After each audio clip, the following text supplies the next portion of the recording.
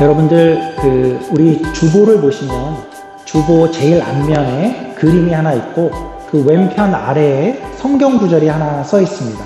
어떤 구절인지 한번 봐주시겠습니까? 예, 발견하셨으면 우리 같이 다시 읽어보죠. 시작. 그는 시냇가에 심은 나무가 철을 따라 열매를 맺으며 그 잎사귀가 마르지 아니함 같으니 그가 하는 모든 일이 다 형통하리로다. 예, 오늘 우리가 본문으로도 함께 읽은 그런 내용을 우리 주보 맨 앞에 기록을 해놓았습니다. 시편에 있는 한 구절이고요. 우리가 아마 시냇가다 하면 가장 먼저 성경에서 떠오르는 그런 구절이 바로 이 구절이 아닐까 하는 생각이 듭니다. 우리 교회 이름이 시냇가 은혜교회이고 바로 이런 성경 구절과 같은 교회가 되면 좋겠다 하는 마음에서 교회 이름에 시냇가가 들어가게 되었습니다. 어떤 의미일까 한번 우리 화면을 띄워주시면 두 사진을 한번 봐보시죠. 두 개의 사진이 보이는데요.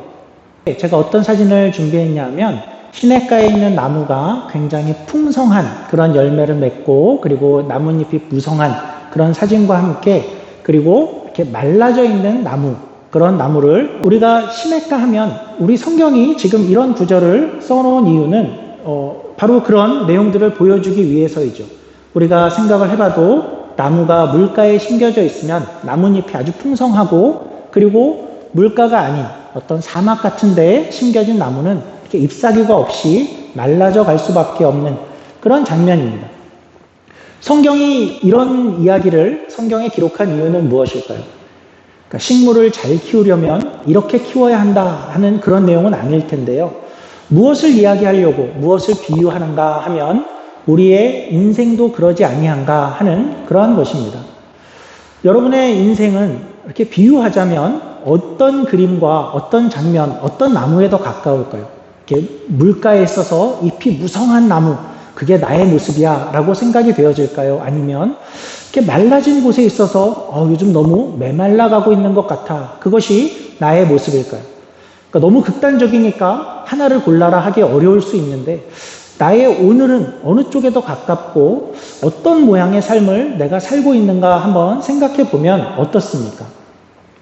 혹시 오늘 내 인생, 오늘 내가 살아가는 모습을 생각해 볼 때 내가 좀 자꾸 메말라 가는 것 같고 그러니까 무엇인가 이렇게 결핍된 것 같고 그리고 뭔가 인간으로서 정말 풍성하게 살려면 있어야 하는 내 안에 그리고 우리 주변의 사랑, 우정, 어떤 여유, 기쁨, 그러니까 이러한 것이 점점 사라져가고 나를 보니까 어떤 메말라가는 경쟁심이나 조급함, 그런 근심들, 그러한 것이 내 모습을 이렇게 결정짓고 있지 않은가 하는 것을 한번 되돌아보게 됩니다.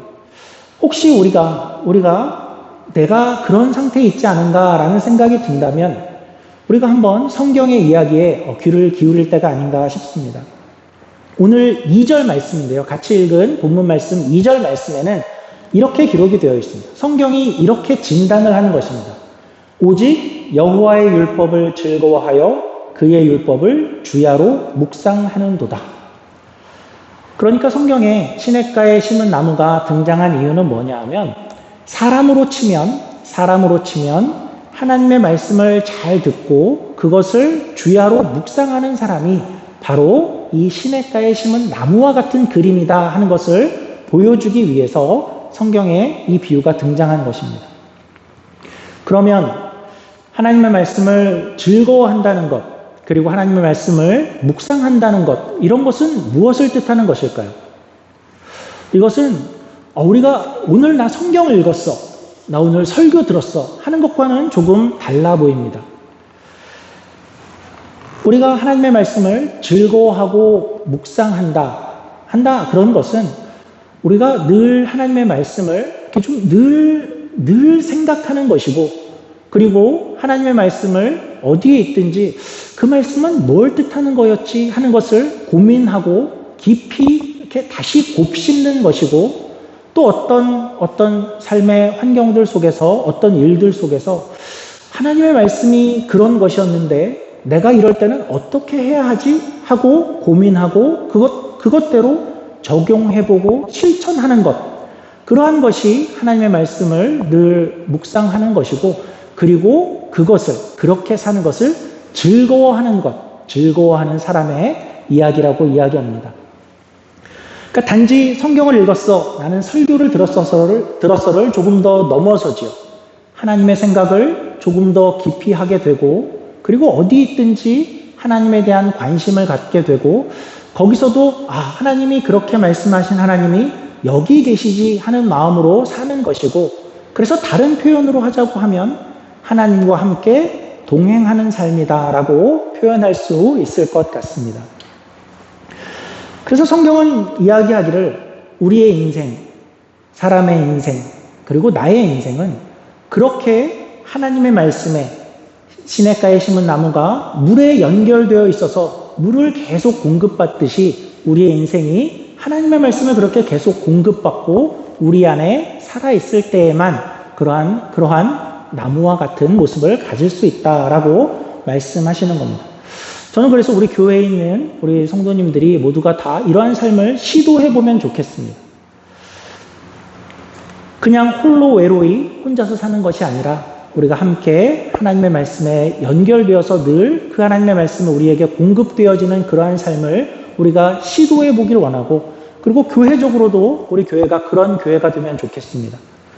시냇가에 있어서 늘 하나님과 연결되어 있듯이 우리가 말씀으로 계속해서 공급함을 받는, 그것이 부족함이 없는 그런 교회가 되어서 열매를 맺고 그 잎이 무성한 그러한 교회가 되기를 우리 함께 소원하면 좋겠습니다. 그래서 우리 교회 이름에 시냇가라는 이름이 들어가 있는데, 그런데 생각해 보면 우리 교회의 이름은 시냇가 교회는 아니죠. 시냇가 교회는 아니고 시냇가 은혜가 들어갑니다. 은혜 그러면 너무 그 범위가 크고 성경 전체가 사실은 다 은혜의 이야기를 하고 있는데, 그러면 여러분들 시냇가 은혜 그러면 어떤 생각이 먼저 드시나요? 혹시 어떤 장면이나 어떤 이미지가 떠오르는 장면이 있을까요? 시냇가 은혜. 제가 오늘 시냇가 은혜에 관한 성경의 한 이야기를 좀 들려드리려고 합니다. 다윗에 관한 이야기입니다. 다윗에 관한 이야기인데, 다윗은 이스라엘의 왕이었죠. 역사상 가장 존경받는 그러한 왕이었습니다.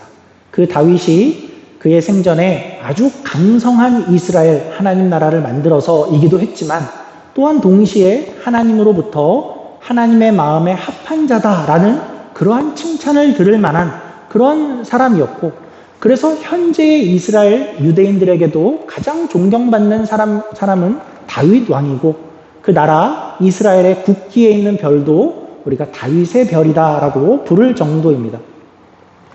그런 다윗인데, 그 다윗은 그의 인생이 늘 승승장구했던 것은 아니었습니다. 때는 그가 왕이 되기 전이었습니다.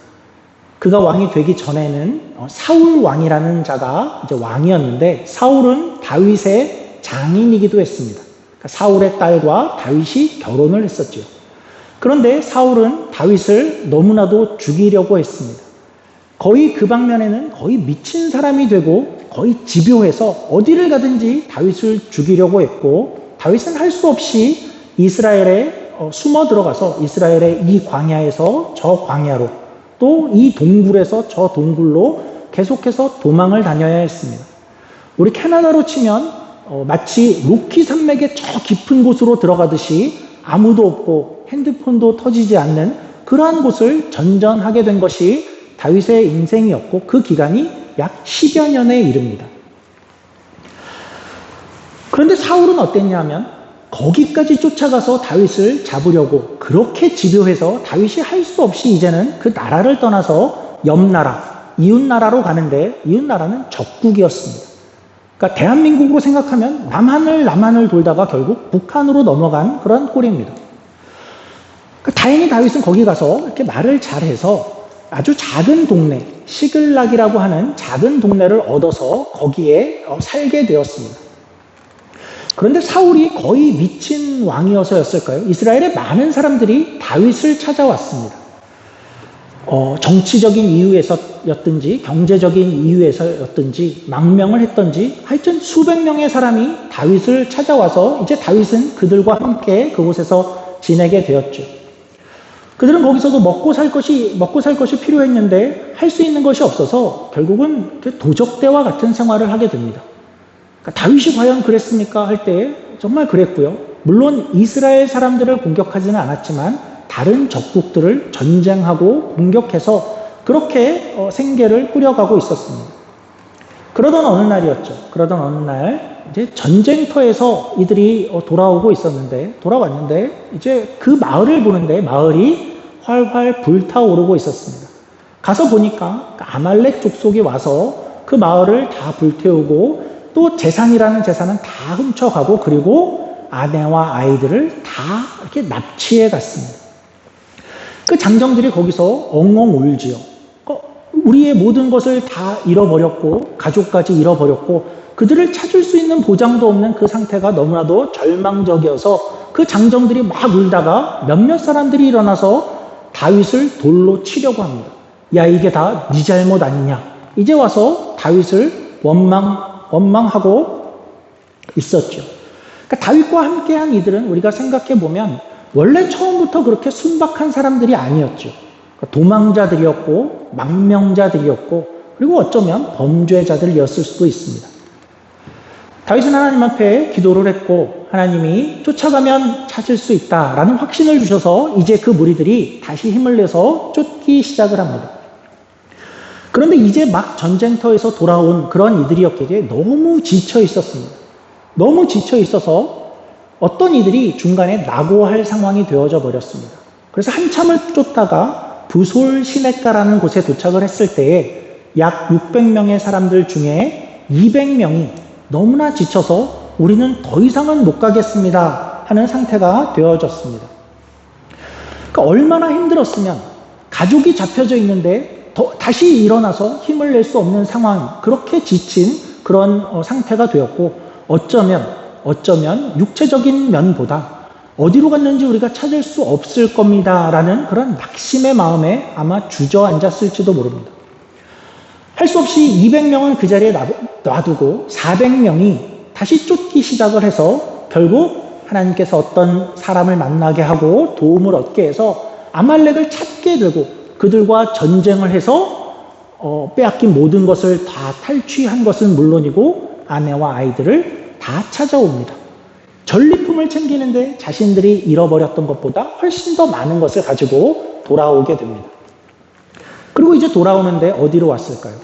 부솔 시냇가에 오게 되었습니다. 전쟁을 행한 400명의 사람들이 그 가운데 어떤 이들이 이제 이렇게 이야기를 하는 겁니다.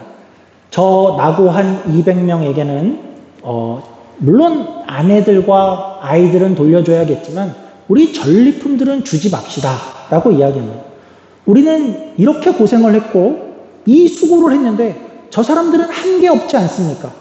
저들은 그저 낙오한 자들입니다 라고 이야기를 하죠. 맞는 이야기 같기도 합니다. 다윗이 거기서 어떻게 한가 하면 고민을 했겠죠. 다윗도 저들은 한 게 없지 라고 했을까요? 그러지 않고 다윗이 생각해 보니까 이렇게 이들을 찾고 전리품을 얻어오고 아내와 아이들이 무사한 이 모든 것은 우리의 힘으로 이룬 것이 아니라 하나님의 은혜다라는 것을 생각하면서 우리 그렇게 하지 말고 저 남아있는 모든 이들에게도 똑같이 전리품을 나누자라고 합니다. 그러면 이 부솔 시냇가에 남아있던 그러니까 200명의 사람들의 입장을 우리가 한번 생각해 보죠. 200명들의 입장에서는 어떤 마음이 들었을까요? 그들은 진작에 낙심해 있었고 지쳐 있었고 어쩌면 모든 것을 다 포기하고 있던 그런 상태였습니다. 가족을 빼앗겼는데도 일어날 힘이 없는 그런 지친 상태에 있었던 그들이었습니다. 그럴 때 소식이 들려오는 것이죠. 야, 우리를 공격했던 적군들을 찾았대. 그래? 적군들과 전쟁을 해서 우리가 이겼대. 와, 정말? 야, 정말 다행인 게 뭔지 알아? 너희의 아내와 아이들이 모두 무사하대. 와, 너무 다행이다. 그리고 또 다윗이 뭐라고 이야기했는지 알아? 그들이 우리가 뺏은 모든 전리품들을 너희에게도 똑같이 나누어 준대 라고 이야기를 하는 겁니다. 어땠을까요? 다윗의 말은 그야말로 낙오된 이들에게는 뜻밖의 호의고 과분한 소식이고 기쁜 소식이고 은혜의 소식이었겠죠. 그야말로 시냇가에서 누리는 은혜의 소식이죠. 그들은 과거에 아주 힘든 그런 상황, 적국에 가서 살 정도로 그렇게 힘든 상황을 같이 살아온 그런 사람들이었고, 이제 위기의 순간이 다가왔을 때에 이 시냇가에서 함께 은혜를 공평히 같이 나누고 있는 모습입니다. 저는 우리 교회가 이런 교회가 되면 좋겠습니다. 어떤 이들에게는 여전히, 어떤 분들에게는 여전히 이런 이야기가 여전히 공평하지 않다라고 생각이 되어질 수 있습니다. 저들은 한 게 없지 않습니까? 한 만큼 보상을 받는 것이 그것이 공평 아닙니까? 그러니까 자본주의의 원리에서는 한 것만큼 받는 것이 그것이 공평한 것이 맞습니다. 그런데 교회에서는 한 만큼 보상을 받는다라는 것만큼 어리석은 것이 없습니다. 교회는 어떤 곳이죠? 교회는 어떤 곳인가요? 애초에 어떤 곳이냐 하면 잘난 것이 하나도 없는 사람들이 하나님의 은혜로 하나님께서 예수 그리스도를 이 땅에 보내주셔서 그렇지 않았으면 그저 비참하게 아무런 소망이 없는 이들에게 하나님의 은혜 때문에 이곳에 오게 되었습니다를 고백한 사람들의 모임이 교회이지요. 하나님이 만약에 우리에게 와서 야, 나도 너희한테 니네가 한 만큼 대우해 주겠어 라고 이야기한다면 우리는 어떤 것도 꺼내드릴 것이 없는 그런 인생이었고, 와, 하나님의 은혜로 내가 여기까지 오늘 이 자리까지 왔군요. 그것을 고백하는 사람들의 모임이 그것이 교회인 것입니다. 그런데 그렇게 여기까지 와서 이제부터는 한 만큼의 법칙으로 살아갑시다 라고 이야기하는 것은 너무나도 어리석은 발언이고, 그리고 성경도 이 다윗의 시대에 그렇게 외쳤던 자들을 뭐라고 부르냐 하면 불량자였다라고 부르고 있습니다. 더 나아가서 우리에게 중요한 사실은 어떤 것이냐면, 우리가 생각해 보면 우리가 늘 언제나 앞으로도 늘 우리가 400명의 편에 있으리라는 보장이 없죠. 우리는 때로는 승리하는 400명 편이 아니라 낙오한 그리고 지친 200명 편에 속할 수 있는 것이 우리이지요. 우리는 어떤 때는 허우적거리고 있을 때가 있을 것입니다. 그래서 우리는 어떤 때는 강할 수 있습니다. 그리고 어떤 때는 약할 수도 있죠. 그래서 교회는 내가 강할 때에는 약한 자를 돕는 것이고, 그리고 약할 때에는 강한 자에게 도움을 구할 수 있는 곳이, 그러한 곳이 교회인 것입니다. 그래서 우리가 만일 하나님이 교회로 우리를 모이게 하신 것은 아마도 우리가 만일 혼자서 하나님을 믿고 우리의 신앙을 지켜가려고 한다면 우리는 때로는 그렇게 지쳐서 낙오할 수 있어서 200명과 같은 그런 상태가 될 수 있어서 우리를 함께 모이게 하시고 함께 서가게 하신 것입니다. 그래서 제가 교회라는 것을 이렇게 그림으로 그릴 때 좋아하는 이미지가 하나 있는데요. 어떤 이미지냐면 암벽 등반을 하는 그런 모습입니다. 암벽 등반, 저는 물론 잘 못하지만 그런 것을 그림으로 보면 그분들이 팀으로 가서 어떻게 하고 있죠? 서로가 서로를 이렇게 줄로 묶어두고 있죠. 로프로 묶어가고 있습니다. 왜 끈을 묶죠? 만약에 한 사람이 지치거나 한 사람이 실족하거나 한 사람이 떨어지려고 할 때 그때 다 같이 죽자 그러고 묶은 것이 아니죠. 그럴 때 그를 살리고 함께 가기 위해서죠. 그가 떨어질 수도 있고 어느 날은 내가 떨어질 수도 있기 때문에 함께 묶어서 가야 할 길을 가는 것, 그런 장면이고 그 장면이 교회와 같은 것입니다. 우리 교회가 그런 교회가 되면 좋겠고, 그런 은혜를 함께 나누는 것이 우리의 상징이 되면 좋겠고, 단지 가진 것을 나눠라라는 무슨 공산주의의 이야기를 넘어서 내가 한 만큼 평가받아야 해, 당신이 한 만큼 보상하겠어의 원리가 작동하는 곳이 아닌 곳이 우리 교회가 되기를 소원하는 것입니다. 그런 면에서 저는 교회다 그러면 교회는 마치 가정과 같다라는 표현을 매우 좋아합니다. 교회는 학교와 다르고 교회는 회사와 다릅니다. 학교는 가서 공부를 하는 것이 목적입니다. 최고의 목적이죠. 가서 지식을 배우는 것이 최우선의 목적입니다. 회사는 이윤을 추구하는 곳입니다. 이윤을 추구하기 위해서 모인 곳이고 회사는 그걸 하는 곳이 회사이죠. 가정의 목적은 무엇일까요? 가정의 목적은 그냥 함께 있는 것이 목적입니다. 가정은 가족끼리 서로가 서로에게 이윤을 추구하고 내가 너한테 더 배울 것이 있나 없나, 배울 지식이 있어 없어를 가지고 이제 더 이상 유익을 얻을 게 없네 하고 그냥 뭐 쫓아낸다든지 필요 없어 라고 이야기하는 것이 가정이 아니죠. 가정은 서로가 서로를 이윤으로 대우하거나 쓸모로 대우하거나 그런 이익의 관점으로 서로를 바라보는 것이, 그런 것이 아닌 것이 가정이고, 교회는 그러한 면에서 가정과 같다라는 것입니다. 우리는 이 안에서 절대로 쓸모로 서로를 대우하지 않습니다. 이익을 위해서 함께 있지 않고요. 우리는 왜 함께 있냐 하면 그냥 하나님이 이렇게 묶어주셔서 그저 이렇게 있게 되어서 우리는 이 안에 함께 있는 것이고, 그리고 이 안에서 우리는 서로에게 최선을 다할 뿐입니다. 때로는 내가 더 수고를 할 때가 있죠. 그러나 그것은 억울한 것이 아닙니다. 가정에서 부모가 음식을 하고 설거지를 하면서 저놈의 자식은 언제쯤 돼야 쓸모가 있을까 하면서 5살짜리 아들을 또 3살짜리 딸을 그렇게 째려보는 부모가 없겠죠. 그저 그 아이는 잘 먹어주면 기쁠 뿐입니다. 물론 그 아이도 커서 자신의 상황에서의 최선을 또 다하게 될 것입니다.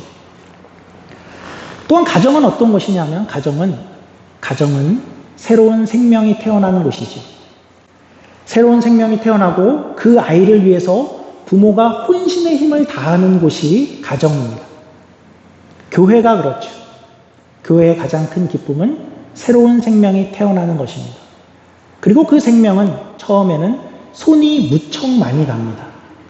손이 무척 많이 가지만 그러나 그가 한번 웃어주는 것만큼 큰 행복이 없는 그러한 곳이 교회인 것이죠. 우리 교회가 그런 교회가 되면 좋겠고, 함께 계시는 분들이 그러한 그림과 목표를 함께 그려가면 좋을 것 같습니다. 때로는 말썽을 부리는 자녀가 생기게 되어 있습니다. 그런 자녀가 있을 때 말썽을 부리는데 쫓아내야지 하는 부모는 부모가 아니죠. 그런 이들과도 함께 가게 되는데, 발견하는 것은 어떤 것이냐면 그 말썽 부리는 자녀를 억지로 철들게 할 수 없다라는 것을 우리가 우리의 자녀를 키워봐서 모두가 알고 있지요. 그 말썽 부리는 자녀를 억지로 철들게 만들어야지 하는 것만큼 참 소용없는 일이 없다라는 것을 우리가 알고 있습니다. 철들게 만들 수는 없는데, 그런데 우리가 할 수 있는 것이 한 가지 있습니다. 그것은 철들 때까지 기다릴 수는 있습니다. 그러니까 오래 걸릴 수 있겠죠. 그런데 그걸 함께 지내는 것이 가족이고 그것이 교회인 것입니다. 오늘 설교 제목이 시냇가 은혜 교회로 살아내기, 시냇가 은혜 교회처럼 살자 하는 것이 설교의 제목입니다. 말씀을 정리하겠습니다.